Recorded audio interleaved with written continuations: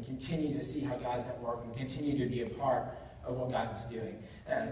And sometimes we can't physically go back, but we can stay connected in other ways. That's why I said, like, the young man that I met in North Africa, I don't know, that's a long time ago now, probably 14 years ago. I still try to stay connected with him. We're Facebook friends now, and every once in a while we'll message each other. But I think it's important to keep those connections over the long term, not just have the short term relationships with people. So those are, hopefully that answers your question, but I think it's important that we're involved in missions in at least those 4 ways. And I think it's important that all of us are involved in missions in those different ways. Barbara? Oh, Steve. I didn't see your hand. Well, it's all right. It's short like the rest of it. I'm Stephen Norris. I assume that you, through the committee, know a little bit about our church. You've been in town for a couple of days. You've met some people that are in the church. You've met some people that are not in our church. What do you consider our strong parts? Now, I can't hold you to this because you've just got a little bit of a touch of us. What do you consider our strong points? Where do you think we need to go? What would you introduce next? And how do you going to go about doing that? That's not a hard question. In 2 minutes.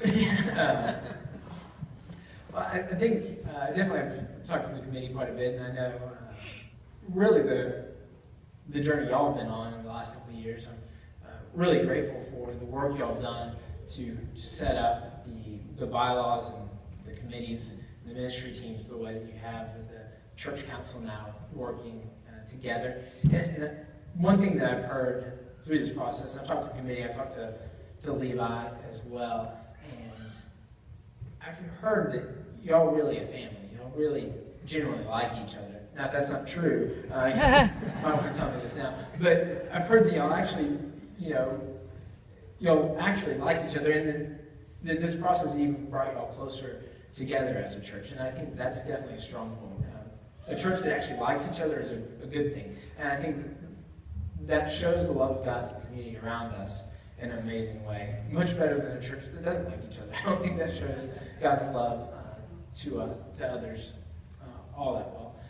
Now, as far as what needs to work and where we need to go, to be honest, I really would much rather be here for a little bit, really get to know you before I fully go down that road. I want to take some time to see what's really good. I've heard some things. I've talked to, like I said, Dr. Price, and he's shared some things with me that he thinks would be a good idea, steps forward.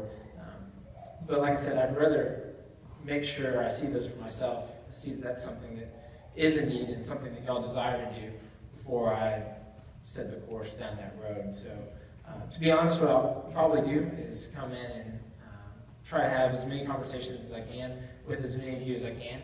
I'll probably also try to put a short survey out so I can see what you think are your strengths, what you think are the things that need to be worked on, how we can reach this community in even a better way than we currently are, because there's always a way that we can reach the community in a better way. And then after I've spent probably about 6 months taking a look and seeing what's going on, who First Baptist Gatesville really is, then we'll see where God's leading us at that point and probably start down that path down the road. Without giving you specific, that's probably the course that I'll take before I jump in the weak points that we might need to address. Yes, ma'am. I'm Carrie Bell. You said you work in copper and you got the Houston profile, and Gatesville's definitely on a much smaller scale than that. How do y'all feel about coming to a small town and not being more appropriate for Lord's aids or just being not all of the shopping venues and things kind of. Yeah, I actually don't even know where she is right now. I'll answer if she wants to come answer. She can too. Yeah, I have worked in Crawford some, and then I also have lived in a small town in Colorado for a couple of summers. So I've got some taste of small town life. Where we live currently, we live on the edge of Houston and really on the edge of a suburb of Houston. So we live out in the country, renting a place on some acreage. And so we kind of have the best of both worlds where we are right now. We're not far from the city, but we're still kind of, sort of in the country, which makes life nice for us. We've got room to run around and have fun.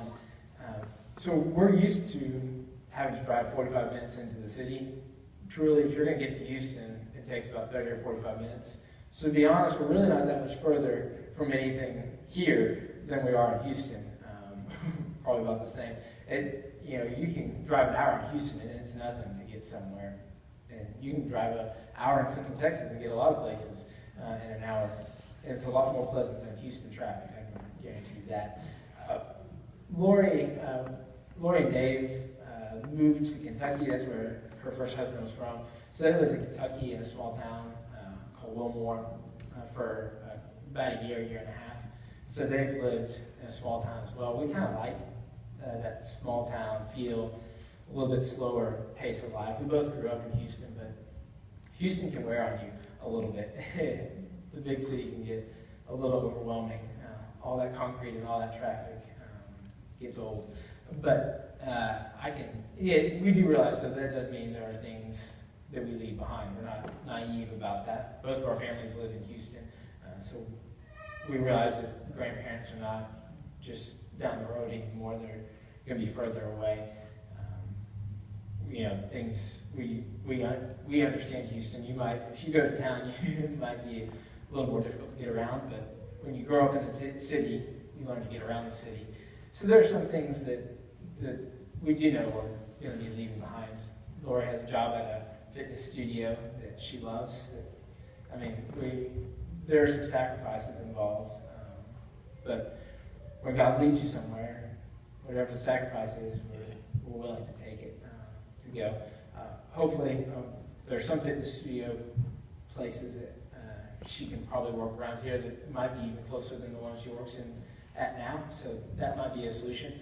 I didn't tell you much about her. She's a chiropractor, so she's got her doctorate of chiropractic, and she's also a registered nurse. But what she really loves to do is teach the bar method of Pilates. So she's a fitness instructor.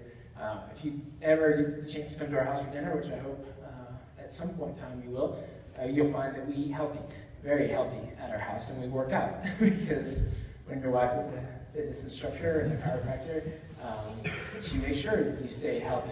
And just to be honest, when your first husband passed away of cardiac arrhythmia, there's not salt in our house, honestly. There is not salt. Salt does not go on any of our food.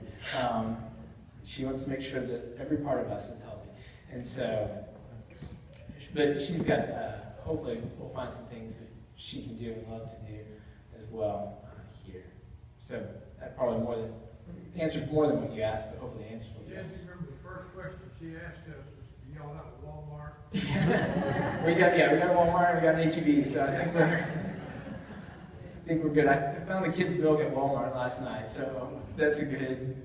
Chad, in thinking about the possibility of coming to Gatesville, share with us some of the things that bring you the most excitement about this opportunity, but also share some of the things that might bring you a little anxiety about. Yeah. I think, just personally, a thing that I have a passion for is to preach. I really love preaching the Word of God. And currently, like I said, I preach anywhere from a quarter to a third of the time at our church.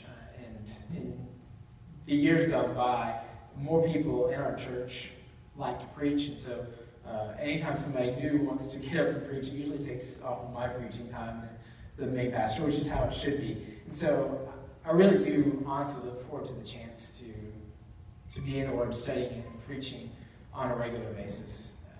Another thing that I really look forward to is spending time to get to know people.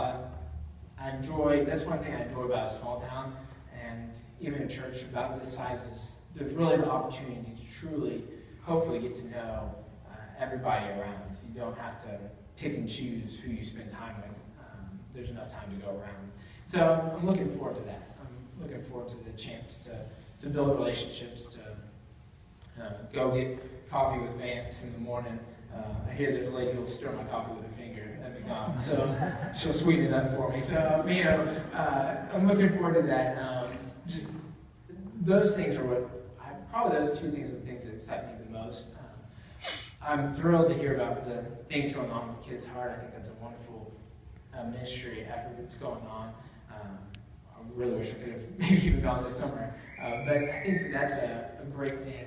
And I really like that continual going back to the same place, doing ministry in the same place over and over again, just like the thing that you're all going to do this weekend with Fort Hood. I think those are wonderful ministry things and really give you a connection to a place and to a people by going back over and over again. So those are some things that I think that are really good and some things I'm really looking forward to. What makes me anxious? It's a good question. Really, I guess for us it's going to be a lot of change. I'm used to having babysitters on speed dial for free. That's a wonderful thing. I appreciate that. And, I grew up in the church. I grew up having probably 3 or 4 sets of grandparents in the church alone. The Warks that lived down the road from us, and we would go over to their house whenever my parents needed us to go somewhere, even though my grandparents lived just about 45 minutes away. The Warks lived about 10 minutes away, and that was a whole lot more convenient. And so, for me, I'm hoping that that y'all will love our kids as much as we do. Might be willing to take them for an evening or so. But that is a little bit of, when we're used to having help at our disposal, that's going to be a change for us. We're going to have to figure out how to organize our days a little differently and a little better. But that's probably the biggest thing. And if you have school